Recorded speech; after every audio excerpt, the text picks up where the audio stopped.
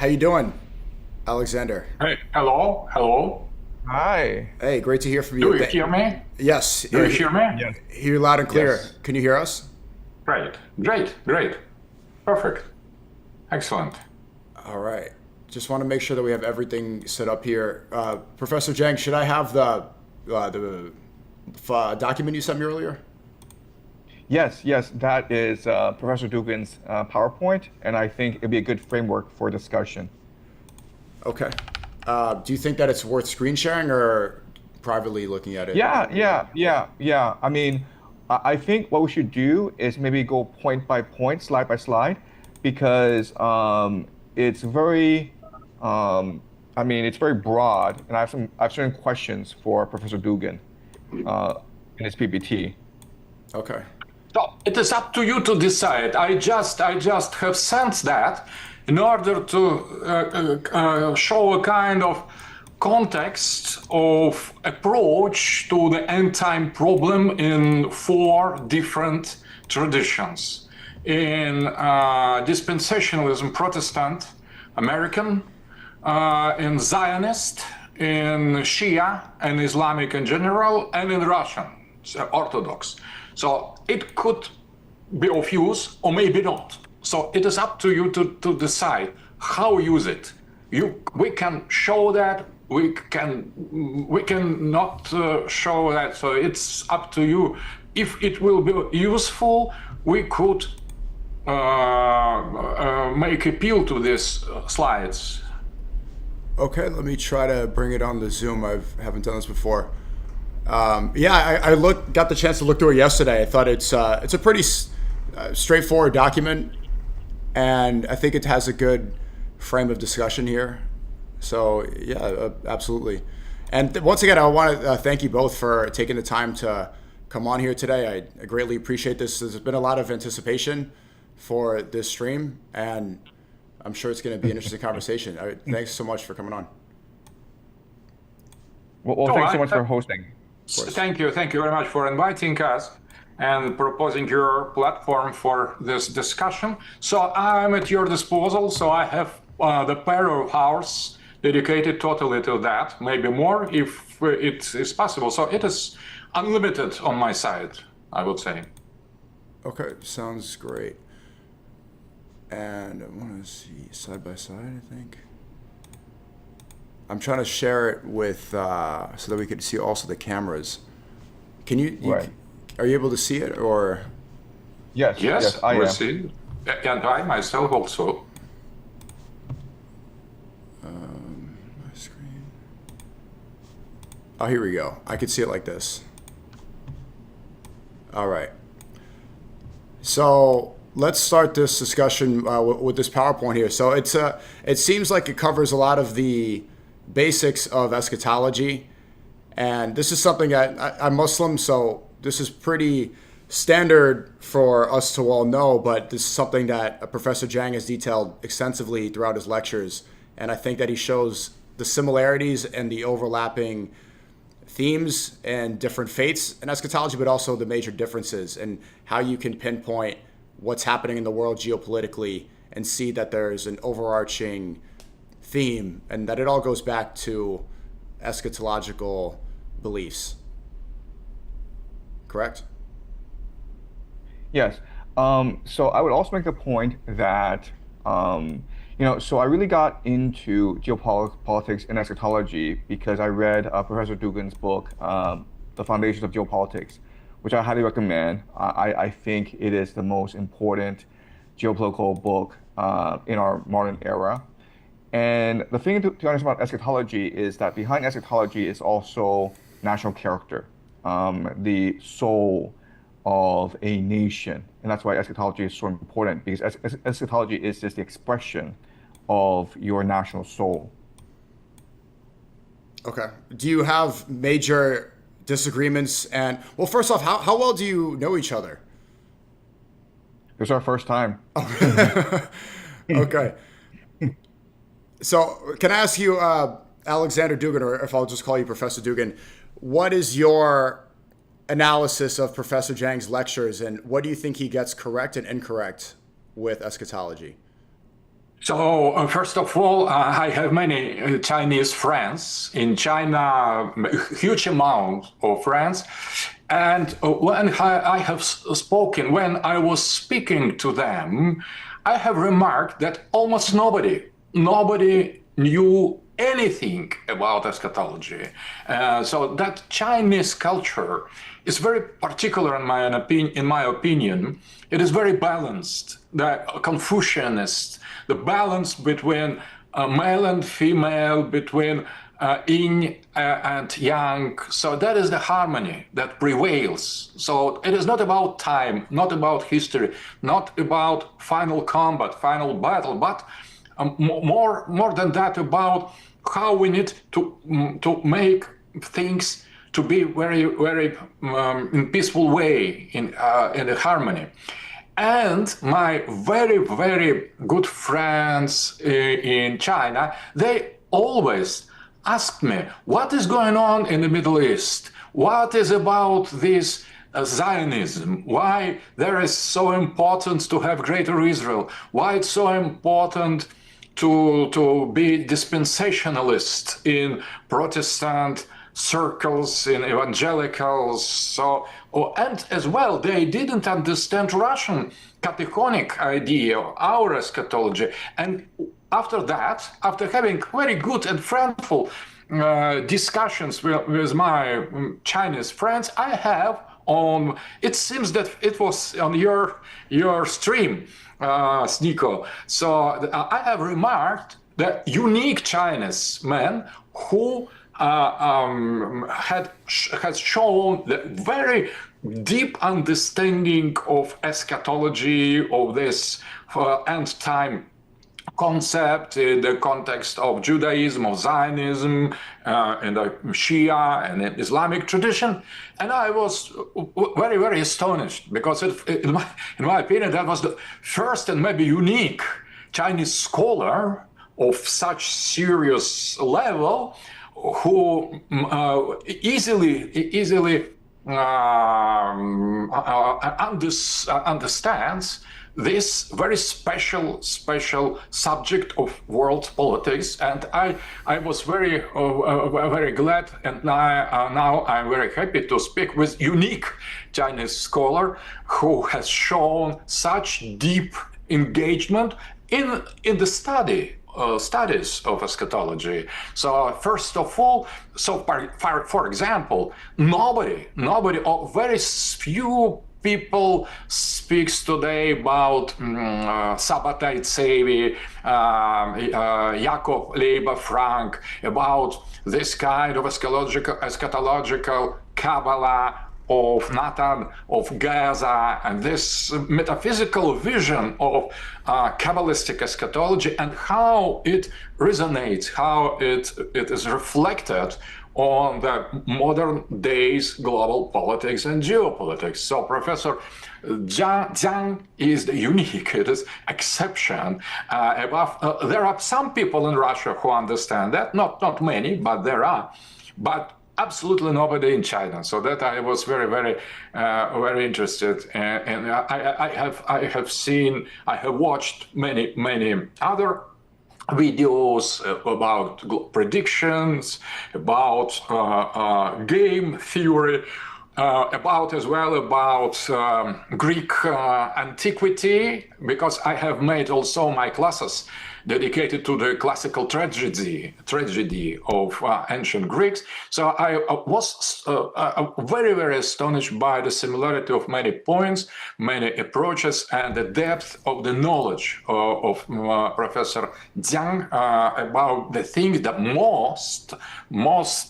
mostly Chinese scholars ignore or could not grasp. Maybe they lack, the majority lack this radical feeling of the end of something, of some irreversible, something linear, the linear time, irreversible fight between good and evil. It is everything. It is not to Chinese. So, but we are living in the world with China, cosmos, Chinese universe, and other universe, American universe. Islamic universe, Russian universe. So in order to understand better each other, we need to get deep in the respective traditions. Maybe these traditions could be close to us or far from us, but we should pay some efforts to understand better each other. Absolutely.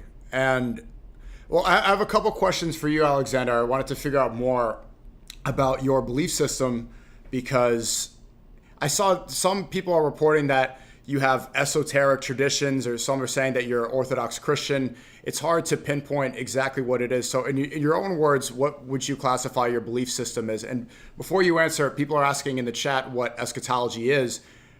Maybe Professor Jiang could quickly describe it the best way, but I would just say end times philosophy.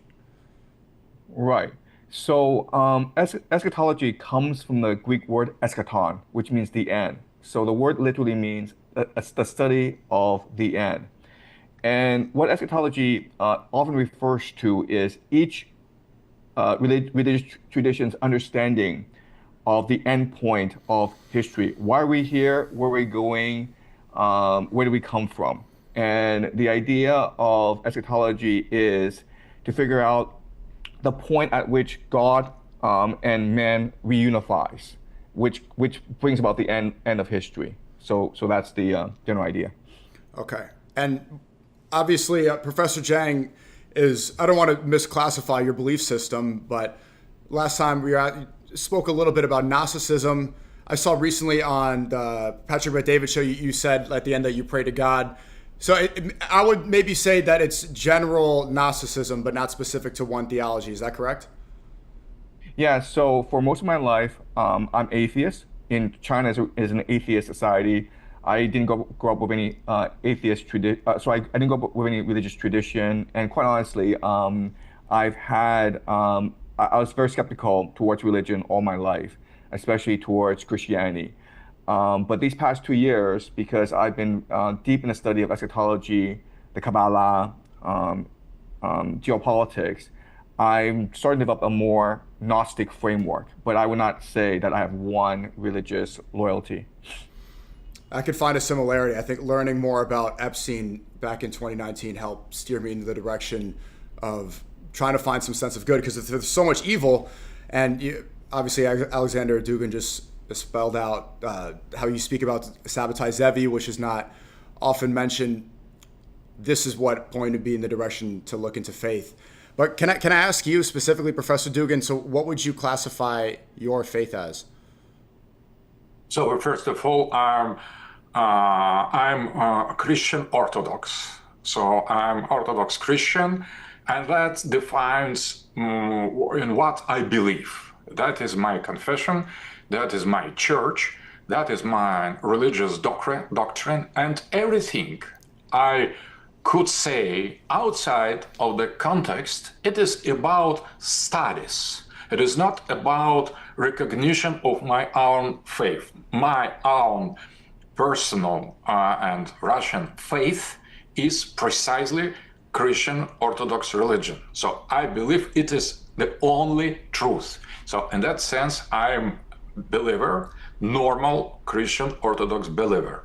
But at the same time, I'm very interested by different other spiritual tradition. And in that sense, philosophically, I am traditionalist.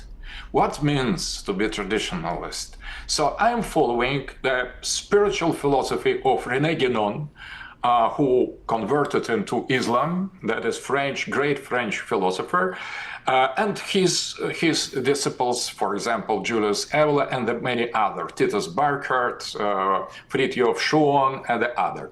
This philosophical approach considers the modernity to be anti-tradition. So modern world, it is not just development, not just progress, but quite opposite. That is decline. That is a fall. And this traditionalist philosophy could be applied to Islam, as in the case of Guénon himself, to Confucianism, to Taoism, to Christianity, as was the case of many of his disciples, Jean Bies and many other, and myself, in the case of Christian Orthodox Church. But as well, I have met, for example, some people among Jews, Judaic Kabbalists who followed Genon. So you could be Genonian in different religions. You could disagree with some political or eschatological, precisely, issues, but the main thing we share, all the traditionalists, we share this refusal of the Western modernity. So we can accept different traditions, but we consider the modernity to be absolutely wrong. Right. Atheism, pluralism, progressivism, enlightenment, all that things are totally evil. So that, but trying to develop my own understanding of what are different traditions, different than mine, than Christian Orthodox, I have studied as well the Kabbalah, the Judaism, Islam, Shia, Mishraq tradition, Christianity, of Catholicism, of Protestantism, and many other, Hinduism, for example, Buddhism, and Confucianism, and Taoism, all that, Gnosticism, including some counter-tradition, counter-spiritual forms of tradition. All that is the path of this study. But my confession, my only position as believer, so I believe in absolute truth of Christian Orthodox doctrine. Right. I think you gave a good segue for what I can relate to what's happened recently. I'm sure, Professor Jiang, you saw this as well. So yesterday was Orthodox Easter, if I'm not mistaken. I think the week before was Catholic Easter. And Donald Trump recently posted, well, something interesting on both Sundays. On Easter Sunday, he said, "Praise be to Allah, open up the effing straight." This is on Catholic Easter. And then yesterday, first he posts a long paragraph about the Pope, and he says, "The Pope is very weak on crime." This is not a joke. He says the Pope is weak on crime. And then afterwards, he posts an AI image of himself with his face on Jesus, and he's putting his hand on what looks like to me, it looked like Jeffrey Epstein. And in the back, it looks like a Roman god, Libertas, the Statue of Liberty goddess. Some people are saying that that's Malak flying in the sky, and that was also altered. My point is, when I announced this stream, speaking with Professor Jiang and Aleksandr Dugin, to be perfectly honest, it went all over Twitter, and people were saying, Sneako is speaking to a CCP propagandist and a KGB propagandist. He's speaking to China and Russian spies. And they started saying, here they are to talk about how Western values are decaying. And I thought, okay, well, they're going to criticize this. They're going to say that there shouldn't be some sort of foreign influence. Well, our entire political lobby has been infiltrated by Zionists. Very clearly, everybody, it seems like, has dual allegiance to Israel, first off. So there's foreign influence everywhere. Second off, what exactly are Western American values? How could that be described? Aleksandr Dugin, you, I think, accurately described it, and you spoke to what a lot of people are feeling right now, and that the modern Western values that we see, a lot of people are becoming disillusioned with. A lot of people are not happy with what they see. And if that is described by what we see in Euphoria, the new TV show, Sydney Sweeney dressed up like a baby, doing this weird fetish thing, not to make it too disgusting early, but what we see everywhere that's promoted in the media, and even from our politicians, the leader of the free world, the commander-in-chief of our military, depicting himself as what Christians believe to be God, this is not what so many people want to sign up to follow. What do you think are the main causes of the problems we see with American Western values right now? Maybe we could start with Professor Jiang. Right. So I think the root of the problem is 1694, because that is when the Bank of England was first chartered. And the Bank of England, the idea was that it would take transnational capital and lend it to the nation state of England with Parliament as the guarantor. Okay. So previously, if you were a king and you wanted to fight a war, you need to hire mercenaries. So you borrow money from merchants who lent you gold in order to finance the war. The problem with this is that the king may die, you may lose the war, or the king may renege on the contract. So there's high risk for merchants to work with kings. So the Bank of England solved this problem because now Dutch merchants could lend money to England and it would be guaranteed by Parliament, the nation state. And this was a revolution in European affairs because now England basically had infinite financing. It could fight a war against someone like Napoleon and keep on fighting until Napoleon was finally defeated. So it took seven wars for Napoleon to be defeated by the British. And the British lost 6 of these wars. So that's the power of infinite financing created by the Bank of England. It basically created the British Empire. But how do you go about justifying to people, why are you, a citizen of England, borrowing money from these transnational capitalists, these merchants? And if you can't pay it back, your son, your children, your grandchildren have to pay it back. Basically, your entire society is indebted to these merchants from overseas who you don't know.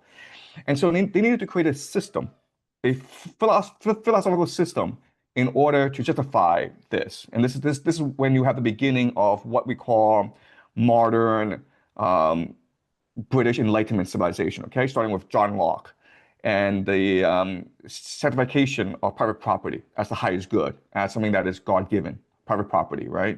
Then you have people like David Hume, which questions the very legitimacy of human intuition and the project of philosophy, of the pursuit of truth.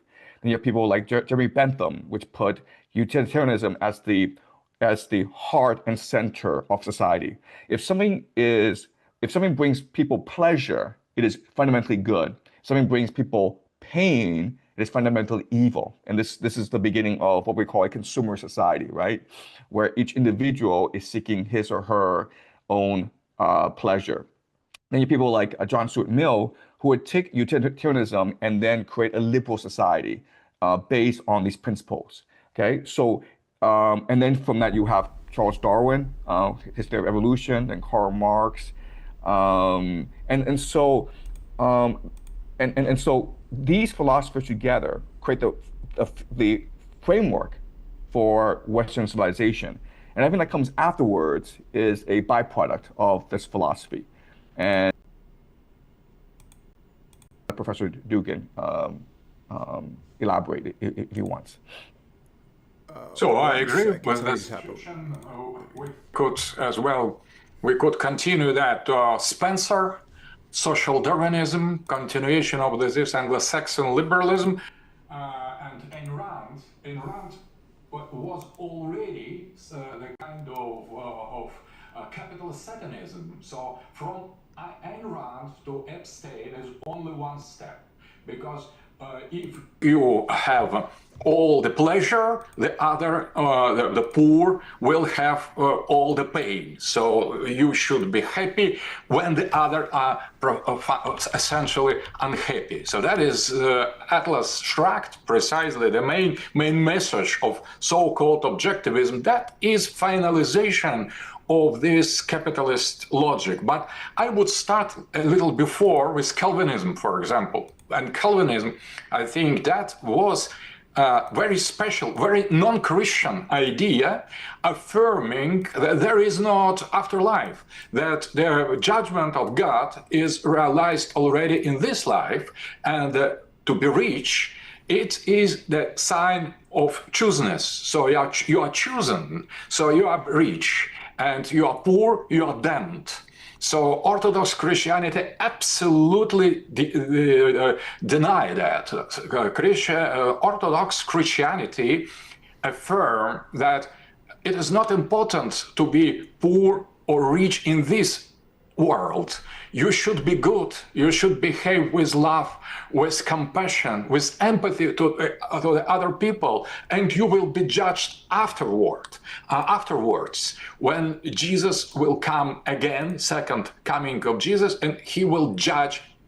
Everybody after resurrection. So it is the present earthly life is just a small, infinitely small part of the real life of the immortal soul. That is normal Christian attitude. And Calvinism was total denial of these attitudes. Everything, the God has knowledge of everything until the end, so he could not make error, mistakes. So if you are rich, you are chosen. You are blessed with the richness. That is the kind of theology, the theology of the capitalism. And I think that Max Weber has shown that in his sociological framework, and Werner Zombert has developed that. So that is the huge tradition, not necessarily Marxist tradition, but conservative tradition to criticize these Calvinist foundations of the modern Anglo-Saxon capitalism, liberalism, individualism. And that is the problem with United States, because when you are in United States and when you want sincerely to return to the traditional values, you have nothing but the founder fathers who were Calvinists. So Mayflower was the group of Calvinists fleeing from Church of England, from Anglican Church, in order to create totally different kind of culture of society in the New World. So that is the problem. So for example, you personally or some other people, if you choose tradition of Islam, so you have the sacred roots. If you choose Catholicism, maybe affected by modernity, but not totally modern as Protestantism. And when you are evangelical or Mormon or dispensationalist, you are obliged to create something imaginary, something completely out of the real relations to the foundations of the ancient roots of Christianity. So you lack the sacred roots. So because the sacred roots of American civilization belong to the Europe, belong to the pre-colonizational time, to Middle Ages, and it is very difficult to restore this link. You have mentioned, for example, Libertas statue, but that is Hecate, the great goddess of the hell of the ancient Greeks. Why she has a torch? Because she rules in the eternal night. You have not any necessity to have the torch in hand in the daylight. It is the goddess of the hell of the night, and that was more or less the origins of American civilization. So it is a problem. So it is not easy to present day American conservatives who are very critical, and that is, we could understand it very well with modernity, with this Epstein class, with this usurpation of the democracy, or this falsehood, all that. But when you try to get back to your roots, to your sources, welcome to the Calvinist heretic group of the founding fathers, of some masonry, some radicalism of the sects, extremist sects. They were not Zionists. Christian Zionism started precisely in the time of radical enlightenment in Holland, among the Dutch. And after that, that came to England, and with Puritans and radical Protestants. After that, this Christian Zionism emigrated to United States. So after that, that was the Scofield Bible, dispensationalism, Plymouth Brethren, and so on. So it is not traditional. It is a kind of eschatological heresy. And that is the problem, metaphysical problem of American people. So when you try to get to the roots, your roots are rotten from the very beginning. So, and that demands to make some extravagant choices for you to join Catholicism, to join Islam, to join maybe Orthodox Church. So many.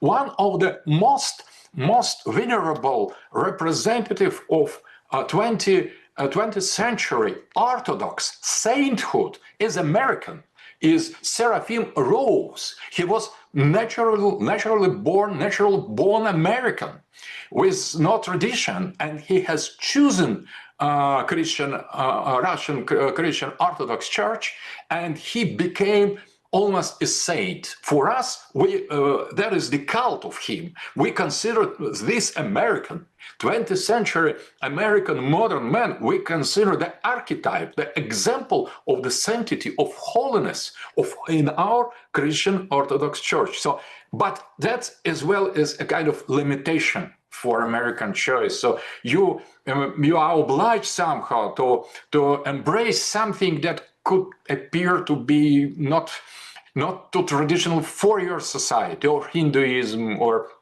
Buddhism, or Islam. So, but when you start to become American traditionalist, you are either Mormon or dispensationalist or Christian Zionist or Calvinist, and everything that is really traditional, Islam, Orthodoxy, or Catholicism, becomes a kind of enemy. And now we see around President Trump precisely this fight against everything that still is traditional in the United States. So, that is the problem.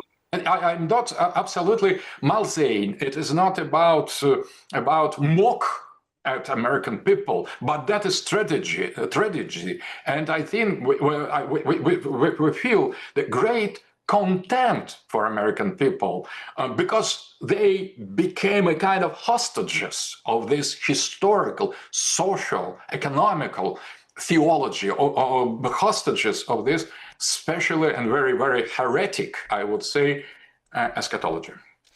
Right. That makes me understand your idea and how you can relate traditionalism to your theology, which you stated earlier. Well, so what's the solution? You also said that you think American tradition is rotten to the core. And I don't want to believe that. I love this country. I don't want to think that it's all doom and gloom. We got to provide some hope. But now learning more about what the evangelical sect of Protestantism believes, and the fact that they get subverted so easily with this megachurch culture, that you can see epic fury and unconditional surrender, these giant posters, and it gets subverted by these preachers who are clearly in it just for money. I could say it's the Erica Kirk phenomenon, right? Mostly the boomer class, who is the majority of the voting bloc in America, they attend these sort of major stadium-like rituals, and they all vote for the same neocons, the same evangelicals, the same people, which you rightly pointed out, believe in the Scofield Bible, which, Professor Dugin, when was the Scofield Bible written?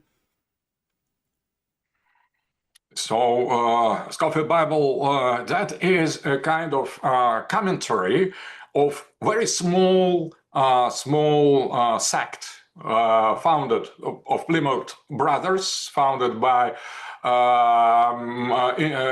British Protestants, and the commentary, very new and very particular sectarian commentaries are embedded in the text of Bible. So when you read the Bible, you could not make great difference between the real Holy Scripture and this modern commentaries explaining that the end fate of the humanity will be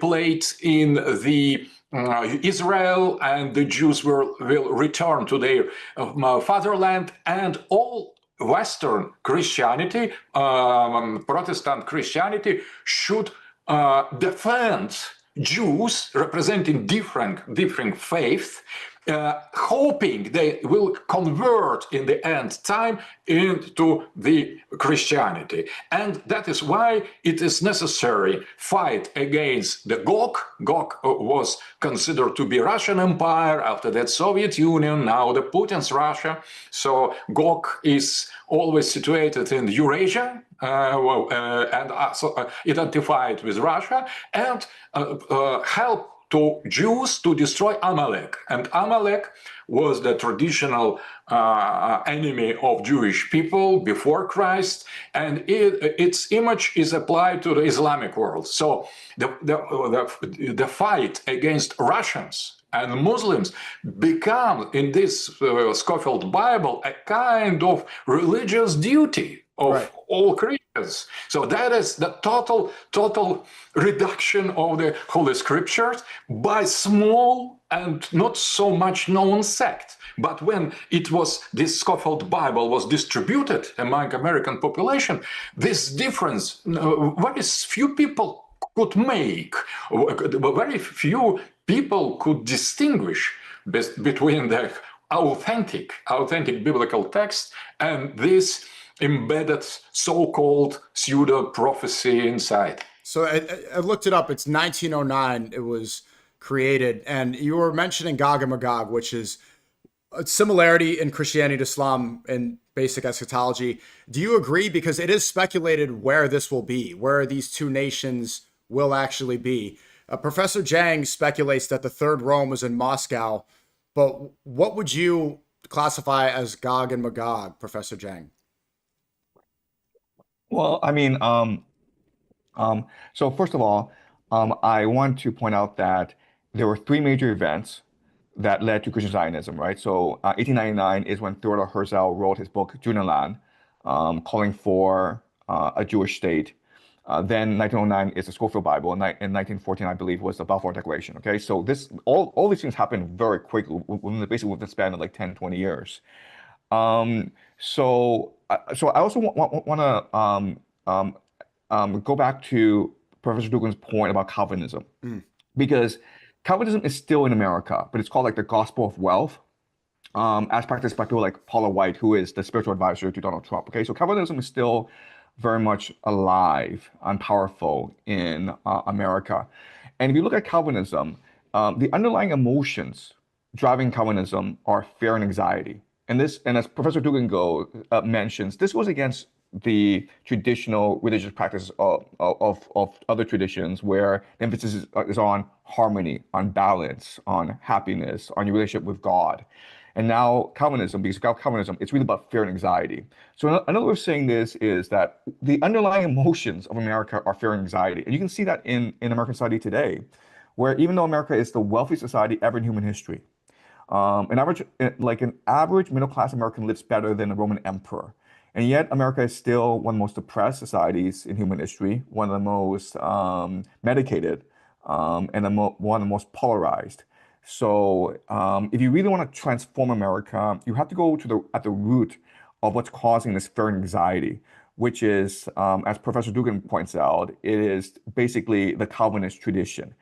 And so if America is to redeem itself, or America is to become stronger, then it needs to go back to Christianity and re-examine the basic principles by which America is built. But to answer your question, what is Gog and Magog?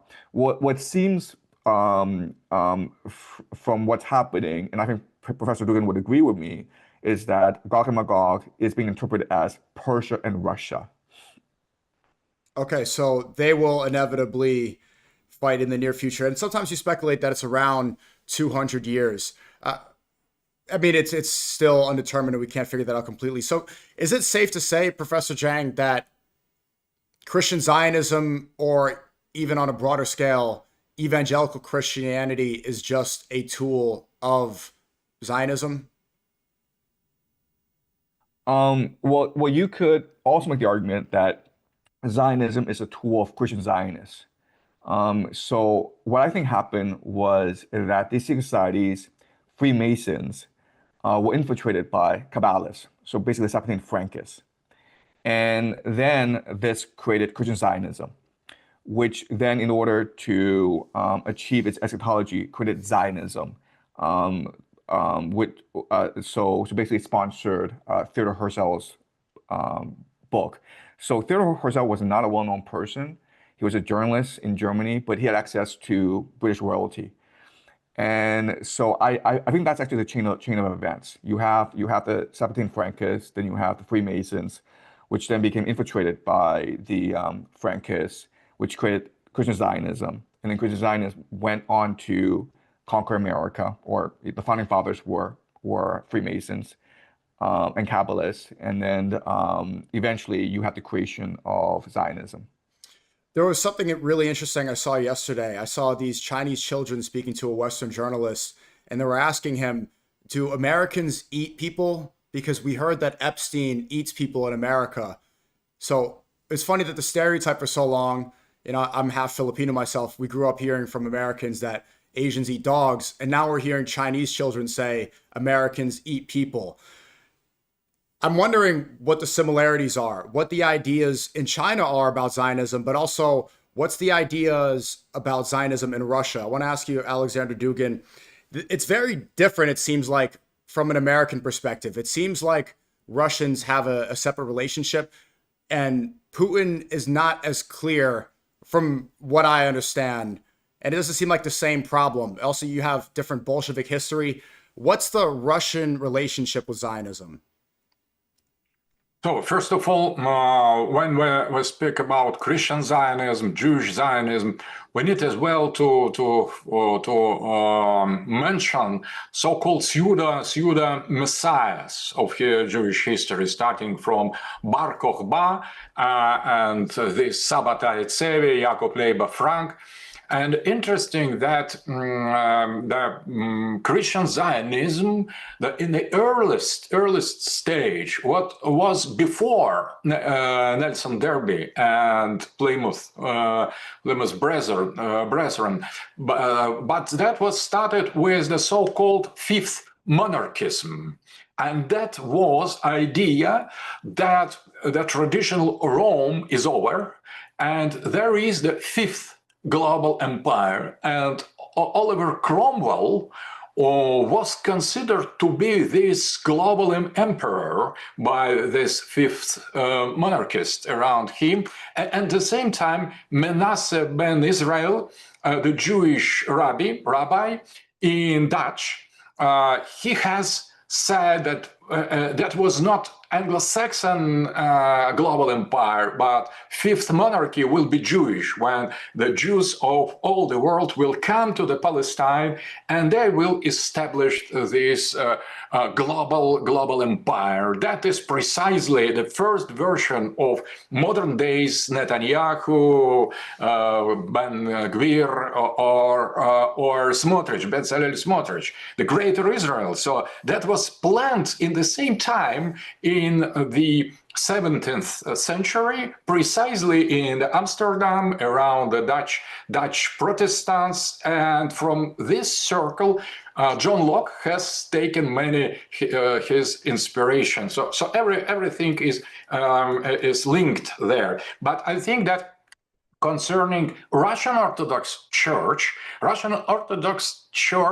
has nothing comparable with Christian Zionism of Protestantism. We are not against Judaism, but we consider that very special, very separate branch of the faith, different totally, and there are so many texts of Russian elders, Christian authorities, Christian Orthodox authorities. They prevented that the Antichrist will come from Judaism. So they will be arrogant people trying to impose their global rule, and they will be antichrists. And so more or less the same was concerning Christian Zionists and Protestants or Calvinists. So we never,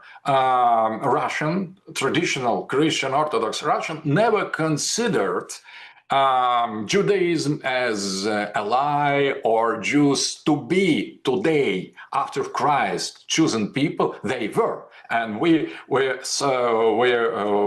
affirm that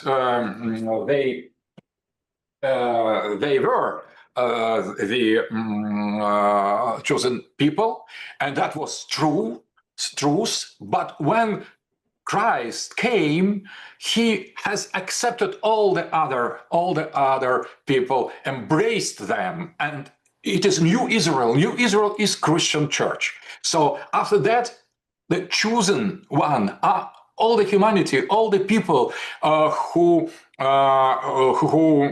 should accept the knowledge, the new news, the good news of Christ, and the small group of Jews who still insist on their chooseness. They are a kind of matrix of Antichrist. So that is our traditional religious general attitude. So I think that Putin is very pragmatic. Stalin was communist. He was not Christian believer. So he considered that Israel, modern days Israel, could be a kind of tool to promote socialism and communism in the Middle East. After that, that wasn't the case. And the Jewish state, the Israel, has changed this relation and adhered to the capitalist camp. And after that started some ideological tension between Soviet Union and Israel, but no theological basis was then. And Putin is pragmatic leader. He is considered by us, by Christian Orthodox, as a very special historic person that embodied the cataconic function, so idea to be the keeper in the front of Antichrist. We project on him this our Christian eschatological orthodox vision, but he behaves much more on the pragmatic. He is political realist. So we have not until now the direct confrontation with Israel. The Judaism is considered, as in Iran, the traditional belief, traditional faith in Russia with zero pressure. So that was as a minority faith that is guarded by the state. But what I could assure you that neither Putin, nor Russian government, nor Russian society has any feature similar to the Christian Zionism. It is about realism. It is about respect to the different faiths, and we see now that geopolitically Israel becomes more and more aggressive element to destroy our allies, to undermine the harmony and the peace in the Middle East. But we blame much more American hegemony than Zionism. But now this collusion between Christian Zionism of Trump with its aggressivity, with this hegemony, with this imperialism, with this radical anti-Christian elements you have mentioned, and collusion with this radical, aggressive Jewish Israeli Zionism, that is seen by our society as the confirmation of the fears and predictions of our elders, Christian Orthodox elders, because it becomes more and more, it looks like Antichrist, including this posting of Trump or this sacrilegious affirmation, this idea that Trump is God, Trump is Pope, Trump is saint, and his refuse to swear on the Bible on the second presidential term. So many elements now show that we are dealing with some eschatological moment in the history, not We don't want that. We don't insist on that. Putin prefers to understand their political reality in geopolitical realist terms, but we could not prevent to see behind these events a very alternative scenario. So this is a opportunity to see if there's some back and forth here between you two. Professor Jiang, I don't know if you've heard about Professor Dugin's theory on the Eurasia unity. Is this something that Chinese people are aware of or speak about? Do you think that there are similarities between the two nations and something that there could be unity on? Right. So an alternative to American hegemony is maybe Eurasian unity, right? Especially between Russia, China, and Iran. So if these three nations are able to create a trade bloc with BRICS as a framework, then this could easily extend to Europe and to Africa, to the rest of Southeast Asia. And in this formulation, there would be no one great power, right? China talks about the gold corridor, which is this blockchain-like gold-based financial system where gold is stored in different vaults across Eurasia. And this becomes the basis of a new financial system. And this is all plausible. And I think this could be very good. The problem is that this would basically bankrupt America because America is a financial Ponzi scheme. It's $39 trillion in debt. And if people stop buying US treasuries, then America would collapse. There would be absolutely no way to finance the $39 trillion debt. You would have economic collapse, civil war. And so America right now is basically fighting for its life in Iran. So you can make the argument that America has no choice but to fight this war in Iran to prevent a Eurasian movement from arising. I liked the theory. Obviously, I don't think you believe it because Trump seems like he's going through some sort of manic episode or demonic possession right now. But there's some theory that it's a 5D chess move, and he's fighting this war in Iran specifically to push the focus from the Middle East and getting oil through the Strait of Hormuz into the Western Hemisphere and relying upon oil from Venezuela or Canada. And this is why he's trying to, he wants to invade Greenland and he's going to block the trade routes and the sea routes. So the focus can now be here where we have more protection because America, we're here surrounded by the Pacific Ocean and the Atlantic Ocean. Is there some sort of basis in that claim? Because I think Aleksandr Dugin follows the belief that the Ukraine war you were a massive supporter of this war, but also I've seen in your lecture, Professor Jiang, that the Ukraine war was beneficial for Russia's economy. They got to strengthen their military, and because so much military equipment has been produced, they get to make a lot of money. And overall, Russia benefited greatly. So I've made the argument that Trump does have a plan.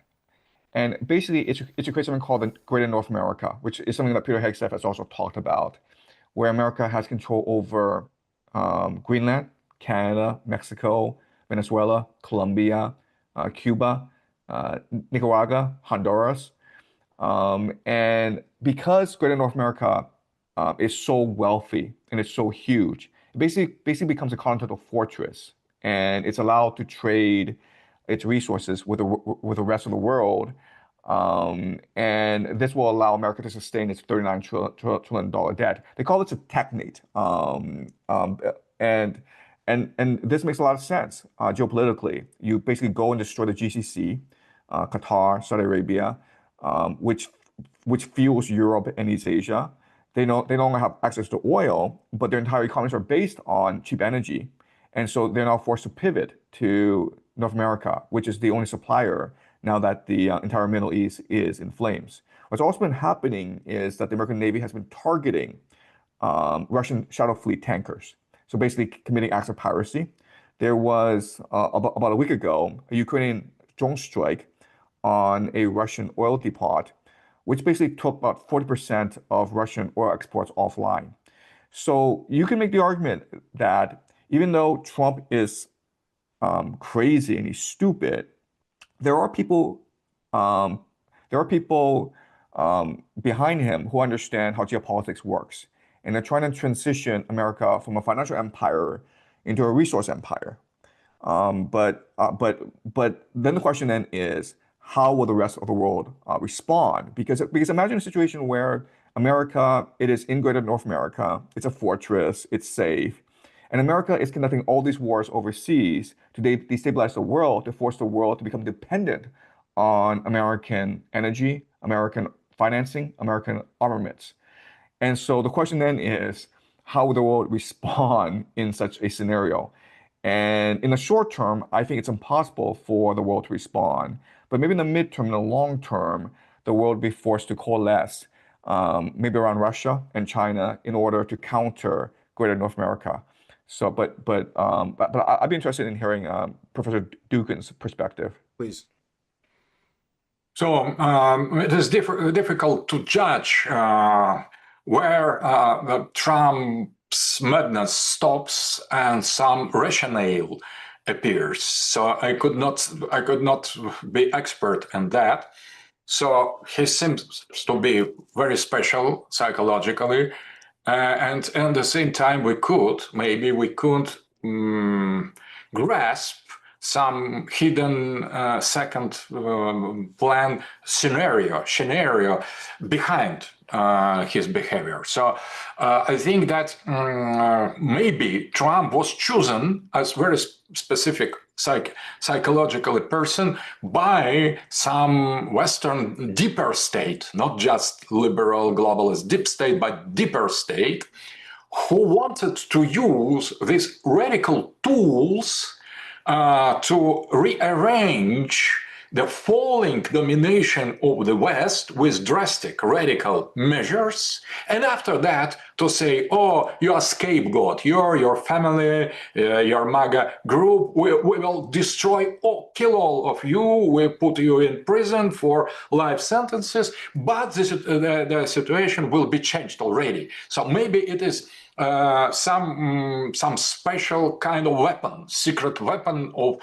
hyper globalists, not just liberal globalists, but technate, exactly something that consider to woke globalist agenda as some obstacle, as we see in Peter Thiel or Alex Karp, Technological Republic, this idea. So enough with the humanitarian hypocrisy. Let's represent the power as such, the nude, naked Western power, hegemony, domination in open style. And Trump fits very well to that. So he is obviously mad. So everybody could say, oh no, this madman has done that. But without return to the previous pre-madness conditions, everything will be done by this special persons, and he will be brutally sacrificed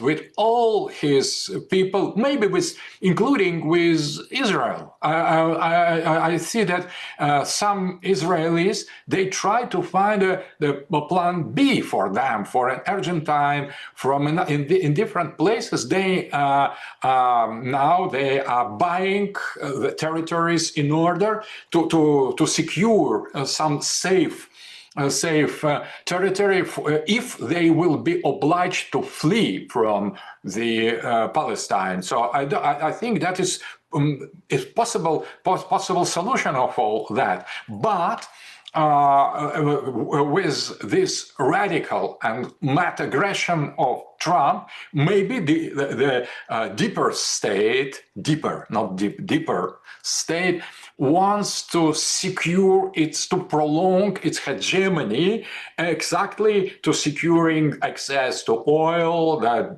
burning Middle East, or destroying the contacts and ties with between Russia and Europe, between Russia and China, to create a kind of global war, and after that put Trump out with everybody around him.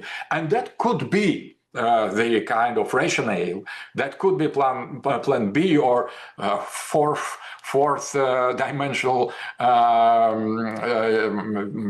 checkmate. So something like that.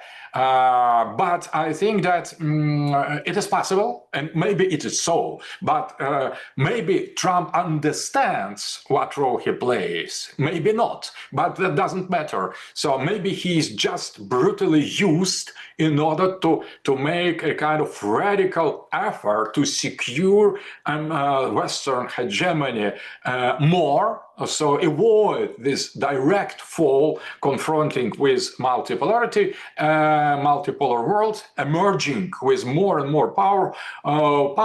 And I think that today it is very important how we react, how the world react, how American people react, because some power in the shadow just uses you, uses American people, American hopes, American beliefs, American desires in order to sacrifice all that to some radical vision of Epstein type of elite. And when they say they eat children, it seems to be not mythology, not conspiracy theory. Some text, some coding words in Epstein files, they are testimony of this terrible state of mind and psychology of the liberal Western, post-liberal array. Right. Post-liberal Western elite. And concerning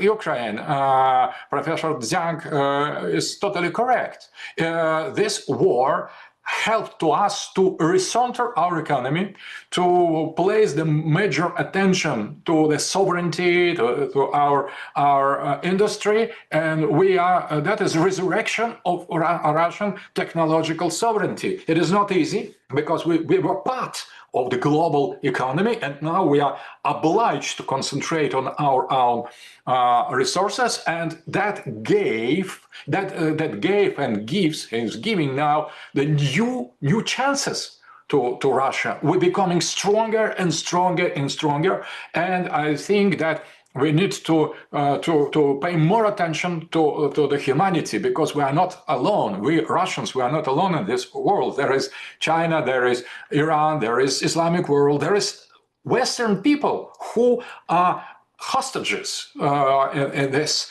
very cruel game. So I think that we need to explain to the other our mode of behavior. So we are not anymore imperialist. We don't want to occupy neither Europe nor Asia. We are satisfied with our own zone of influence in Eurasia, and we are ready to accept the other poles, not only Chinese pole, Indian pole, Islamic pole, but we are ready to accept the great and fundamental Western pole, and we could treat it with respect. But we deny one thing, the supremacy of the West, so hegemony. So the world is not anymore unipolar, and if someone in the West could accept multipolarity, it immediately becomes from the enemy or foe, and becomes the partner, ally, or friend. And we, Putin, for example, and we Russians, we did see that in Trump, in the first term, and the second, more than that. We believed in Trump. We heard his strategy, her slogans, and we were almost happy with that. So let America, let the United States concentrate on the Western Hemisphere. Let solve its inner problem. If you have enough with woke liberals, transgenders, illegal immigration, you are right. We could support that. That is correct. But when Trump started to say that there is no Epstein list, that is a hoax, when he started to betray his own most loyal friends and supporters, and when he started the new wars with Iran, with Venezuela, with Cuba, and when he started to support the genocide of Gaza by Netanyahu, I think we have revised our attitude to Trump, and he didn't stop finally the support for Ukrainian regime. He promised that, but he didn't do that. Right. So I want to ask the both of you. I'll start with Professor Jiang. So you were mentioning the deep state. So essentially, your belief is that Trump is, and this is hardly a conspiracy, that he is being controlled by different forces and he's being used as a tool to push an agenda that's against America's interests. So right now, we are back in the war. The ceasefire talks failed in Islamabad, Pakistan. J.D. Vance, the vice president, was there. But behind him was Jared Kushner and Steve Witkoff. These are real estate moguls. So you keep saying the deep state is controlling Trump.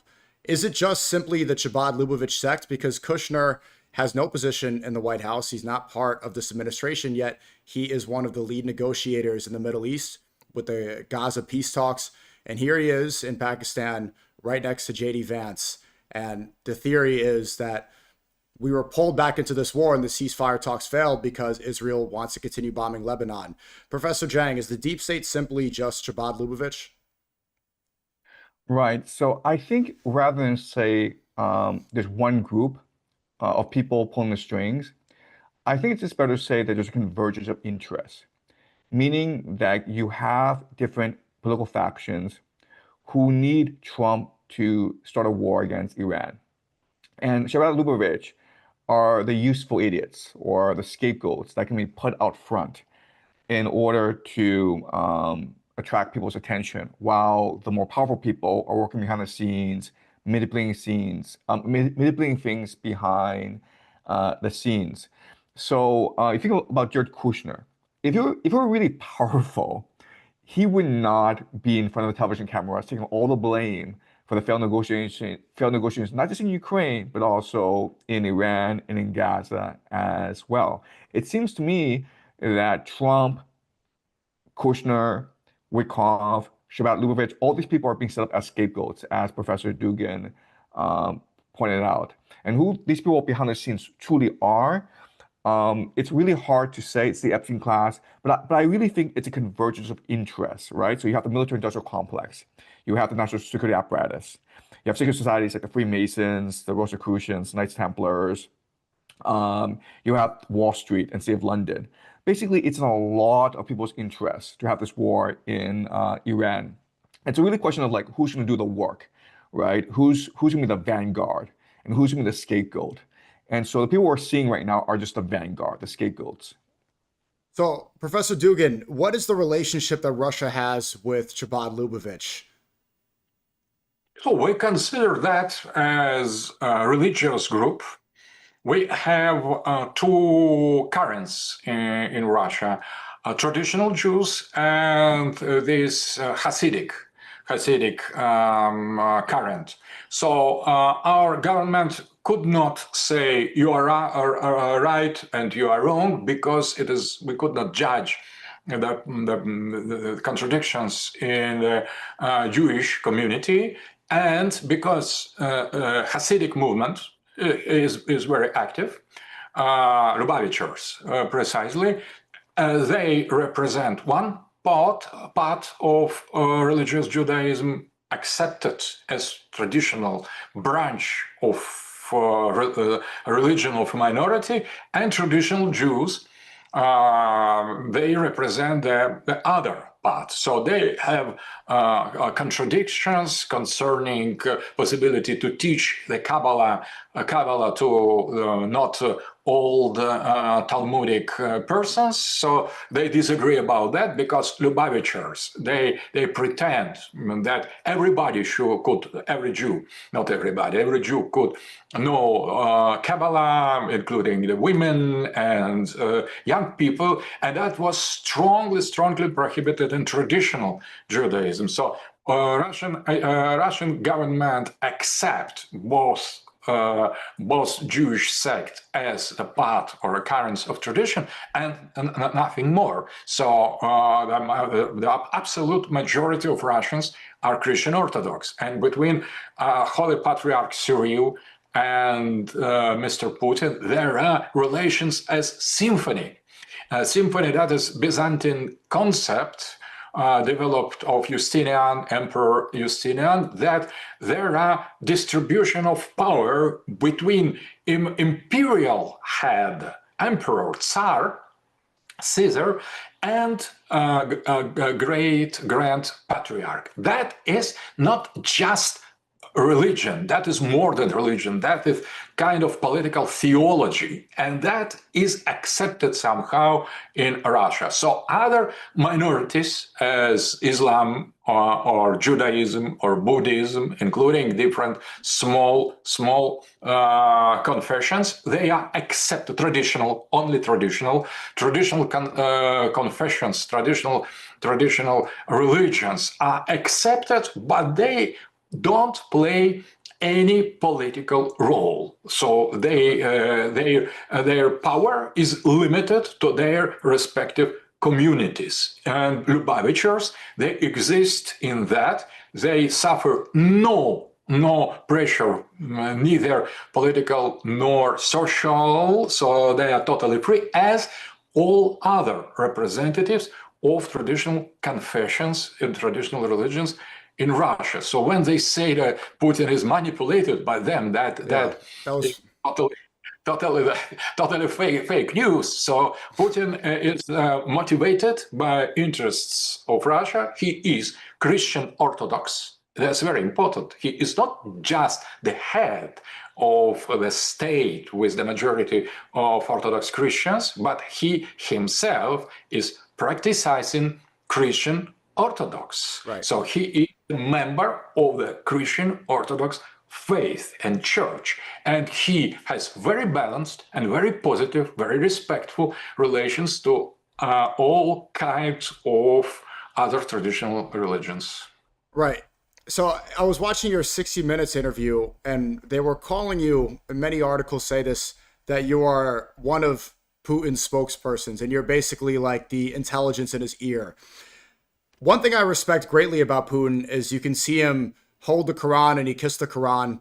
And on the Eid prayer, there are massive amounts of Muslims in Russia who are going out to pray.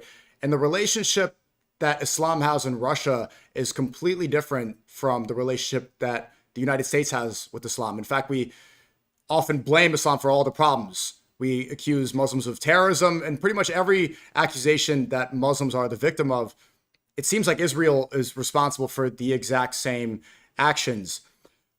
But I'm also hearing that there's pictures of Putin and some Chabad Lubavitch rabbis, if I'm not mistaken. It's a multi-part question, but so you're saying that he is not manipulated and that he has a strong relationship with Orthodox Christianity.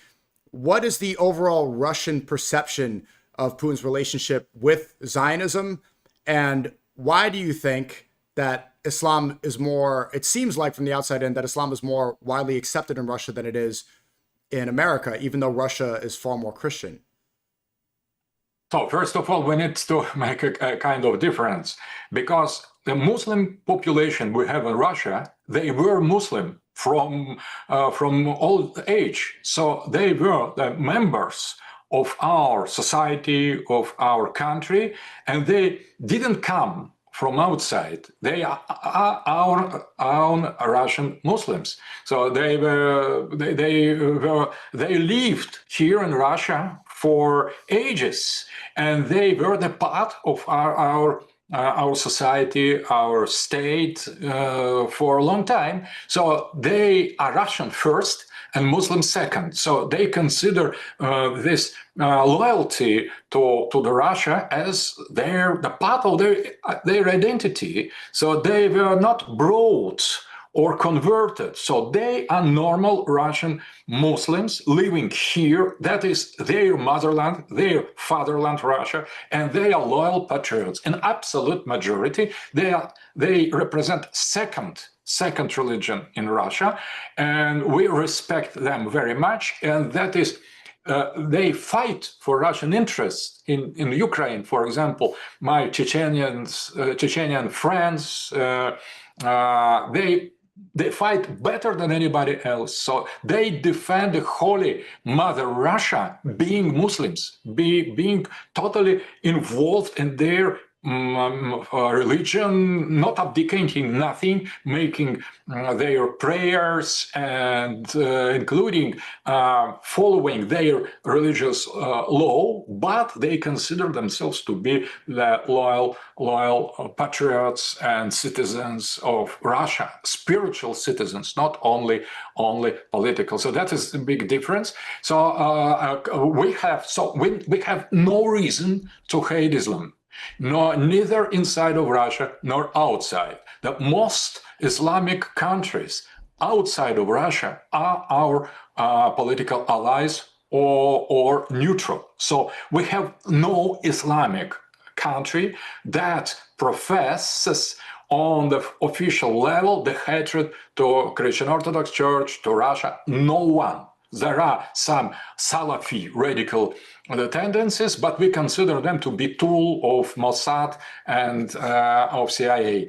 And normal Islam, traditional Islam outside of Russia is considered to be very friendly and ally societies. So that is not about to choose between Jews or Muslims. We have no problem, such problem. But if Israel, not Jews, Israel under Netanyahu behaves itself like the murderous entity of killing the people, so striking the innocent children, to killing the chief of sovereign state of Iran, we could not support that. We are against it by human considerations, by our feeling or what justice is. It is not about to choose between Islam or Judaism. We consider Judaism absolutely legitimate, normal religious tradition. But when we see behavior of radical far-right Zionists, we are against that. And when we see what role they play in trying to secure the global domination of the West, we could not respect them. So we understand that they exist. We are dealing realistically with them. We don't blame them as such, but we very severely reject their mode of behavior. So we are against genocide of people in Gaza. We are in favor of the suffering Palestinians. We are in favor of the Lebanese fighting for their freedom and justice and their fatherlands. We are totally supporting Iran in this just war, but we don't support Iran against, for example, United Emirates or against Qatar or against Saudi Arabia. We want to stop this war. We don't choose between Shia and Sunni. We consider Muslim world as our potential great partner and friend. But when our friends are attacked severely and unjust, without any justice, so we come to help. That is normal behavior.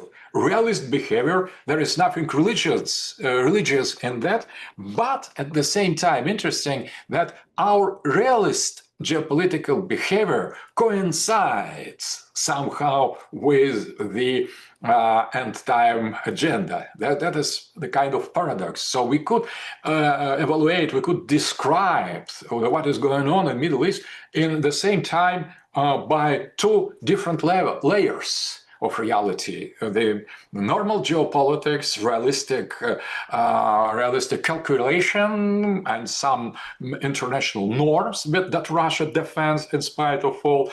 And at the same time, we could merge that, we could project that on the geography of the end of the time, the geography of the prophecy, and they coincide almost perfectly. That is very unique moment. So when the everyday reality starts to intermingle with the metaphysical eschatological events, and that is very, very special. Right. I want to get to Ukraine war with Russia here, but first I want to see, Professor Jiang, if you have any major points of contention with Professor Dugin, and maybe Russia in general, if Aleksandr Dugin actually is the brains behind modern Russia. What is your major grievance with the modern Russian Empire, or anything that Aleksandr Dugin has said so far, or from what you've seen beforehand? Right. So I have quite a few questions. My first question is, I don't really fully understand the concept of the catacon, right? Because the catacon is the force that keeps the Antichrist at bay. But if the Antichrist system is arising and it is going to consume the world anyway, my question is, why stop it rather than just let it consume the world? And then from that, seek salvation and redemption. I really don't understand the concept of the catacon. So thank you. That is very deep question. So first of all, catacon, it is traditional Christian Orthodox concept, and it is linked not only to the church, but to the state as well. So the catacon was considered to be the Roman Empire. And in our case, we consider ourselves to be the heirs of the Byzantine Empire after its fall, and so served Rome. So our role on the global map of the end of the time, it is cataconic. It is catacon to play the role of the sacred Christian Orthodox empire or state, sacred state, empire in the sense of the sacred state, sacred political entity, in order to prevent the coming of Antichrist. And you put right, and there are many texts of Agamben, of other author following Carl Schmitt, who has introduced the concept of catacon and political science, and Taubes as well, Jewish author about Western eschatology, very interesting. They have formulated the same argument. If the Antichrist should come, and he should, so why not to get him rule its short time in order to precipitate, to accelerate the second coming of Christ? Why not? So that is the kind of negative catacon. So catacon delays the Antichrist fights again, that not letting it come and destroy everything and to hasten, to accelerate the second coming. So on the philosophical level, we could accept that, but morally, we have our special cataconic ethics, the tradition. So you should always state with truth and never let the evil and the lie to enter in the world until the last moment. So you should not accelerate or let the time to be accelerated. If it is necessary, you should delay them. If necessary, you should be killed on the cataconic path. So, but not let the evil come in. So that is very, very special moral attitude. So never side with the evil, never, including when the evil is necessary, maybe for God's plans. But we have our mission here in the world and the history: stay against Antichrist until the last breath. So that is kind of cataconic ethics, and that is perceived very deeply by our society, by our government. So in spite of all other considerations, we should accomplish our mission. Maybe it will bring us to our end, our death, but death cataconic death. It is the duty, the spiritual, historical, sacred duty of Russian people. And now we consider more and more the modern Epsteinian West to be Antichrist. So our mission is acquiring now the new dimension. For example, we stood against Catholicism, we stood against Protestantism, but we still were inside of Christianity. So one branch of Christianity, our branch, your branch, but now it is not about one branch of Christianity against the other. That is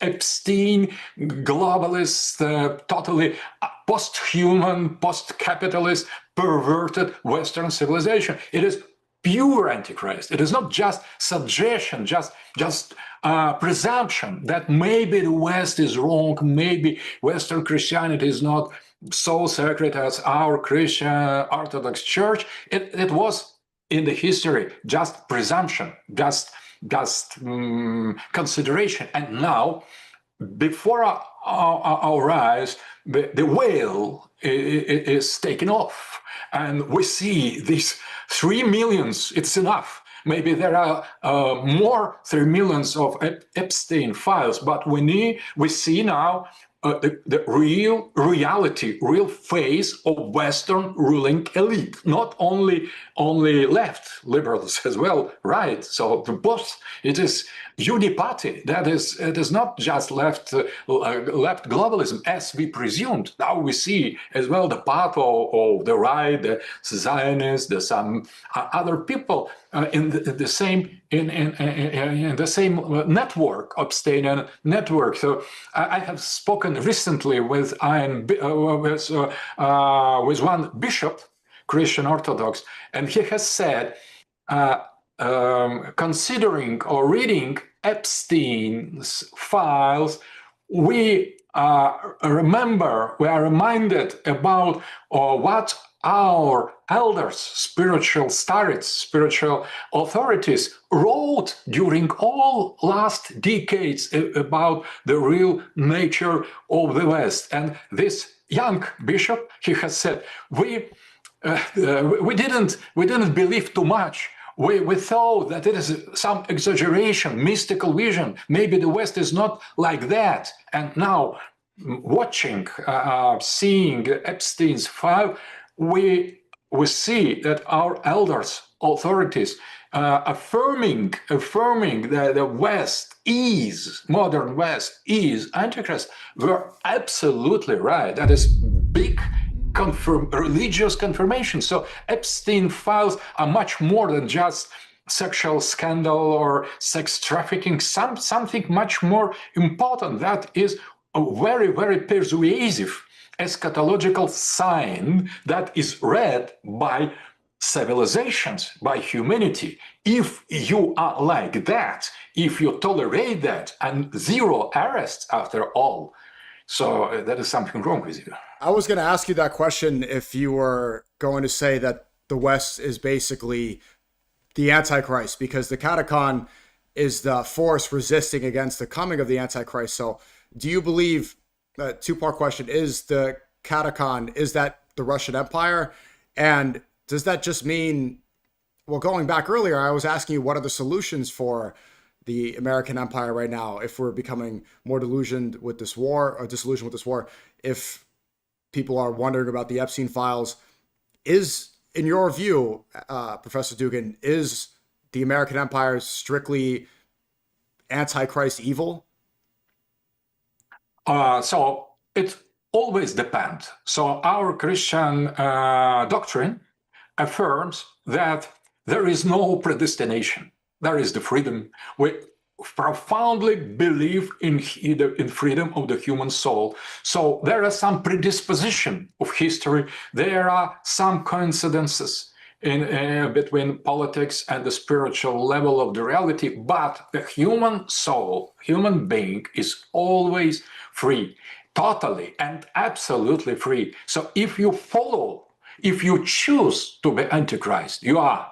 If you continue to go this this way. It is up to you to decide who are you. We could not say for sure. We observe the signs of the beast in the Western modern politics, in modern society, but we strongly believe in the possibility to change everything, to change the nature of American society, of Western society, of modernity, because never you will be Antichrist before you say yes to Antichrist, before you sign with Antichrist the treaty, the covenant, Epstein covenant.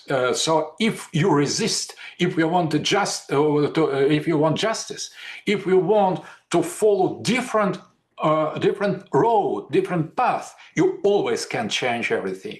So it is about you to accept the role of Antichrist or reject. And when Trump started his second term campaign for voting campaign, we have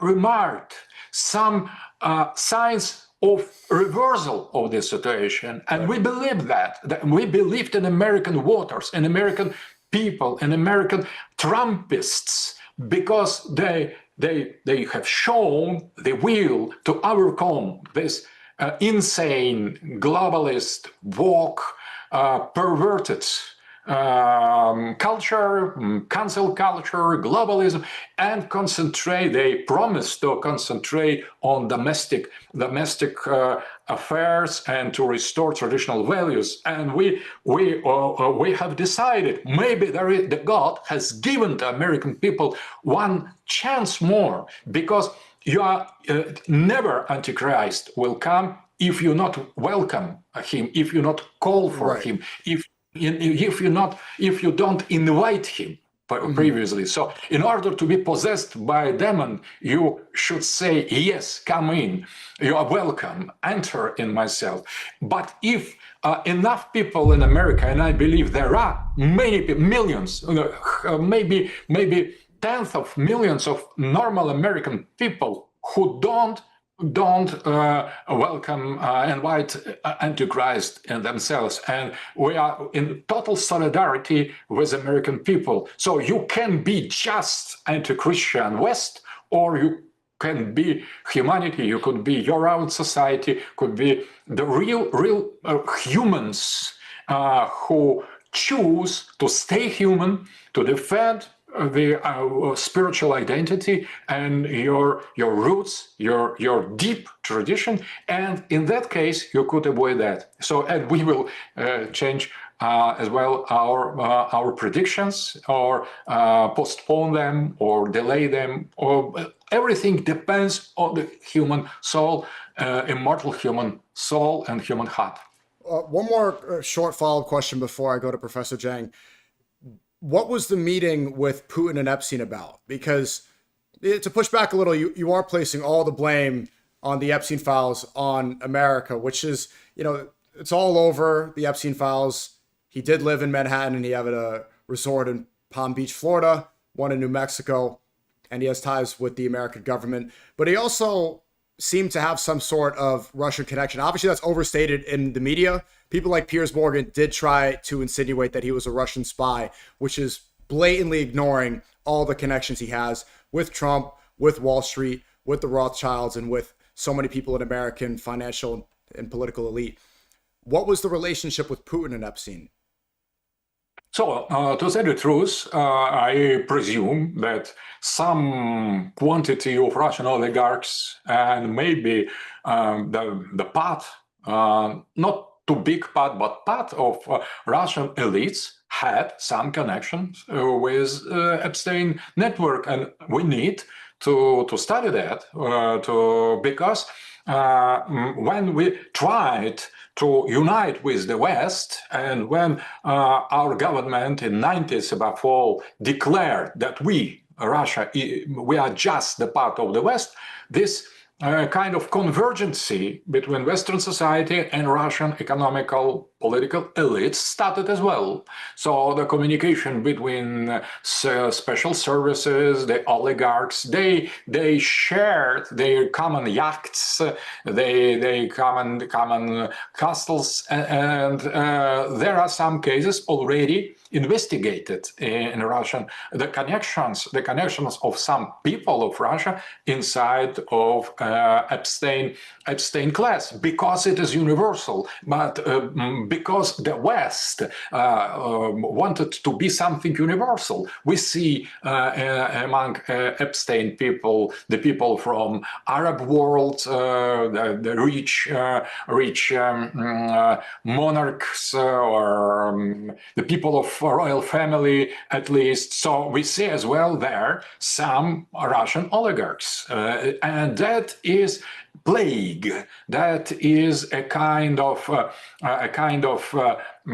toxic ambience or illness, sickness that was distributed through different societies in Europe and America and Middle East, and it affected Russia and Poland and other countries. So, but the measure of Russian involvement in Epstein class is relatively small, not to speak about manipulation. We see clearly that is Rothschild's family behind Mossad, behind the very deep connections with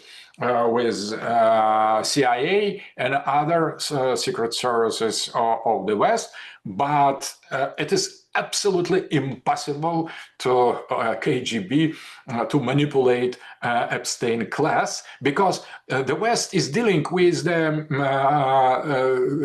phantom pain about KGB. The modern KGB is called FSB. It's totally different. So it could not dare to start something like that. It is totally defensive. It is on defensive mode. Maybe it is not so good. I would prefer to FSB to act more proactively, not just reaction, but we have what we have. We have this defensive attitude toward the West, and that is all. So the idea that Russian modern FSB be capable to manipulate the whole West, it is the myth of the Cold War. So that belongs to totally different epoch. It is absolutely non-realistic concerning modern day Russia. Russia is just in the first stage of revival. We just become serious, normal. We were totally out of ramp, totally confused during last 30 years. So we just coming into focus with the reality. We were paralyzed and seduced by the West, and now we are coming to our deep identity and roots, and we were totally incapable to manage such huge and evil thing as Epstein class. Okay. Professor Jiang, are there any disagreements you have? And what is your perception of what Professor Dugin just said about the relationship that the West has with the Antichrist? I mean, I agree overall that Western civilization is based on certain ideas that are anti-human. For example, the idea of individuality, the idea of rationality, which is the basis of science, the idea of consumerism, utilitarianism. I think that these ideas have diverged from the classical humanistic tradition, and which is the cause of so much misery and discontent in the world. So people just assume that the Enlightenment, the Scientific Revolution, mark this incredible revolution in human affairs, and it's what's led to globalization, the internet, tremendous wealth creation, space travel. But at the same time, we have to look at human psychology and how miserable people are, and how hopeless and helpless people feel nowadays. And this is an idea that I've been struggling with a long, long time. But I think that where Professor Dugin and I will have some differences is that um, for a lot of people, this system is extremely attractive, and they will fight to the death to maintain this system. So I feel that in Russia, there's just more urgency to fight the Antichrist. But maybe in more materialistic societies, such as China, it's really a question of like, how do you maintain this system? Because it's brought so much happiness and prosperity to so many people, right? So Chinese like to say that after China opened up to the world, um, billions of people were lifted out of poverty. So you've never seen before so much wealth creation. So I wonder how attractive this idea of the Antichrist and trying to stop the Antichrist, how attractive it is to people. And I wonder if, given a choice, how many people will choose to resist. And yeah, How many people would choose to resist? So I think you do point out the despair, underlying despair, not to make it doom and gloom, but many people are feeling exactly what you just described. I just did a podcast with Bradley Martin yesterday, and he was saying how exhausted he feels now. And he reminded me of the last stream we did, Professor Jiang, where we both agreed that the new strategy seems to not be blatant censorship, but flooding an algorithm with tons of information all at once. So the truth is out there more than it ever has been. It's been readily available, but it's mixed up with so much anger and negative discourse that people feel drained just looking at it. And so the new tactic is not to blatantly censor, but to flood with so much information that you don't have the energy to care. I think the Lebanon phenomenon is a perfect example where we just finished seeing the genocide in Gaza happen. So now that you see 1 million people displaced in Lebanon, you see villages wiped out, so many people in America just don't have the energy to even care. They used to care about Epstein, and then he became a meme. Maybe that was intelligence agency pushing this to try to normalize it. But people have too many things at once to care about. Not only that, in their personal lives, they have to care about their job. They have to care about their debt. What do you think are the solutions? How do we push this in the right direction? Because it's too defeatist, I believe, to just blatantly say the West is the Antichrist and there's no actual way out. There's got to be some light at the end of the tunnel, correct? I think having these sort of debates and discussions is really key. So I really enjoyed hearing Professor Dugan's perspective. So thank you so much, Sneako, for setting this up. And I'm really sympathetic towards his viewpoints. And I feel, rather than just name callings and saying, I'm a CCC spy, and Professor Dugin is a KGB spy, even though the KGB doesn't exist anymore. I think it's really important to have these transnational, international conversations where different perspectives are brought together and where there's rigorous debate. And unfortunately, people are so used to name calling. People are so used to ad hominem attacks. And we have to return to a tradition where ideas are given the proper space to flourish. And you do that by engaging in debate and discussion with people who you don't agree with, but who are open to debate and discussion. Absolutely. I think this was, it's pretty interesting. This panel has a lot of different perspectives.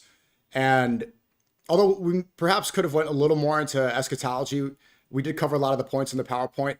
I think we there was a good summary of a lot of different world events and what's happening around, if you're representing Russia, if you're representing China, and over here, if I'm representing America or Islam, whatever people want to say. I think this was a very interesting dialogue, and I appreciate the both of you for coming on. And I look forward to having more. Great. Yeah, yeah. Sorry. Go ahead. Professor No, Dugin? please. Sorry, I would like to only to point out, maybe to respond to what Mr. Jiang has said. So obviously, there is a huge amount of people in China or in Russia who would prefer material prosperity to the fight for Catacon, and that was always the case. And when Christ came, the absolute majority was involved in the everyday matters. And the same way with Noah with deluge, with a flood. So that is normal, but that was not material interest that governed the history. History obtains its meaning when it comes to the ideas. And the ideas could be ignored by the people. And the people prefer normal everyday life to these ideas. But they are living in the illusion. And Hegel called that the trick of the universal reason, universal intellect. He is promoting the spiritual and agenda of ideas who really rule the history, and the humanity plays here the role, but without knowing. So I think that the idea to defend Catacon is understood by small minority of modern Russian. We are speaking about that. Putin knows that some elite, spiritual, scientific elite know that, but that's all. But in spite of that, all our history was moved by this cataconic function, cataconic mission, in spite of the people. And the people are materialists, but the history is not. The history, it is the logic of divine providence. And the same, I think. So if we ask Russian people, maybe they would prefer the West, the comfort, the Western values, and maybe some negative Western values, for example, individualism and so on.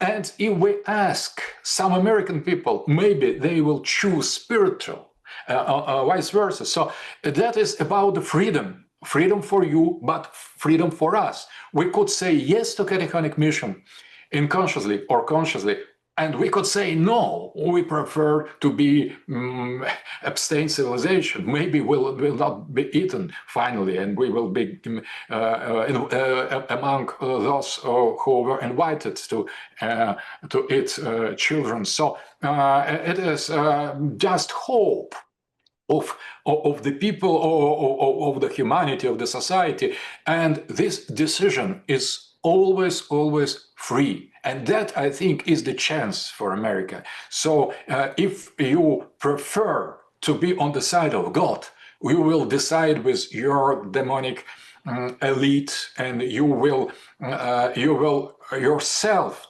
will deal with this satanic anti-Christian elite, because it is not about the majority of normal, the good and just American people. It is just about hijacking your idea, hijacking your soul and pushing it into the abyss. It is not your choice.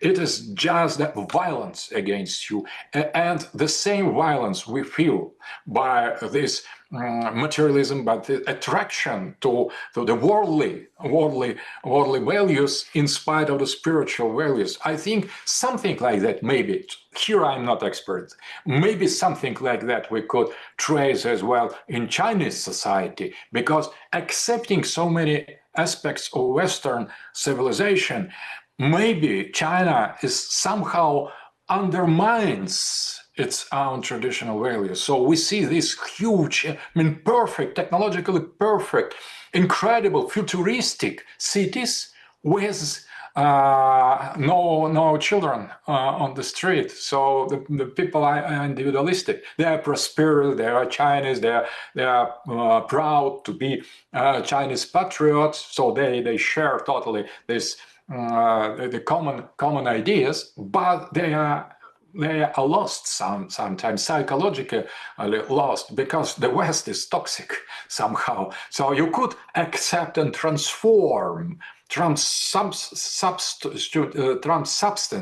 some elements of this Western materialist and capitalist poison, but there are some measure, and if you overcome it, the situation could be different. So I have the great hope in Chinese culture and Chinese future. That is amazing how you could combine the traditional values with material technological prosperity. It is amazing. That is something. It is a miracle. So I admire that. But I can see that maybe it will be moment to pay for that. So if you take too much poison, it will affect you sooner or later. But it is up to you to decide the measure, and I think that is totally. You are free too. Chinese are free, Americans are free, Russian are free, Muslim are totally free. You can say I'm for that. You can say I accept. You can say I deny, and nobody could oblige us to make not free decision. That was my favorite point of yours today, Professor Dugin, saying that it's up to you to allow the demon to enter. I think that's an important fact to remember. Thank you so much to the both of you for coming on. I greatly appreciate this conversation. And Professor Jiang, tomorrow we're supposed to speak with Professor Morandi, correct? Yep, absolutely. So what time? I don't hear the confirmation from him yet. I need to check. I'll make sure to email it to you. I know it's very late over there in Beijing. It's like almost 11 p.m. for you, right? Yes, that's right. Yes. So yeah, I still need to hear the response from him. I'll try to get it around the same time. So probably morning for you is better. So yeah, Iran time is a little bit different. What time is it in? Are you in Moscow, Professor Dugin? Yes. Yeah, so it must be very late over there. 6 o'clock. 6 o'clock. And in Iran, I presume in Iran there is 7.5, something like that. Now. So I'll try to get it. And if Professor Morandi can't come, would you like to speak to Dave Smith? Yeah, absolutely. Yeah, I'm a huge fan of Dave Smith. I mean, yeah. Sure. Okay, so I'll message both of them and I'll email you. Hope you get some rest. Thank you so much. This was a great conversation, and I'll speak to you guys soon. Thank you. God bless. Okay. Bye-bye. Bye. Bye-bye. Thank you so much.